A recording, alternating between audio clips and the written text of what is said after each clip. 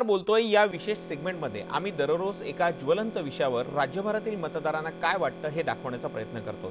आमचा आजचा प्रश्न आहे, राज ठाकरेंची भूमिका योग्य आहे का आणि ती तुम्हाला का योग्य वाटते?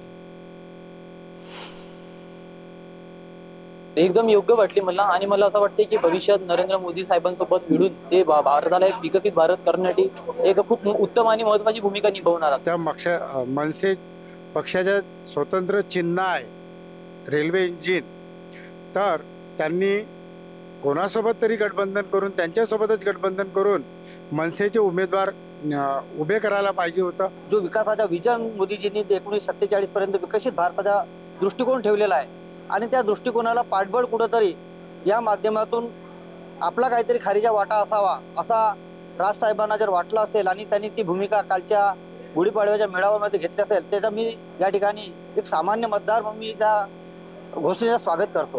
कारण की त्यांनाही वाटले की मोदीजींची जे 2014 पासून कार्यप्रणाली आहे ती चांगली आहे आणि त्याची काम करण्याची शैली आहे ती अतिशय सुंदर आहे। जो या 10 वर्षामध्ये मोदीजींनी साध्य केले याच्यापेक्षाही डबल म्हणजे जास्तीत जास्त संख्येने अजून जास्तीत जास्त विकास साधता येईल आणि देशांना जगाच्या पातळीवर एक अनोखा असा ओळख निर्माण होईल।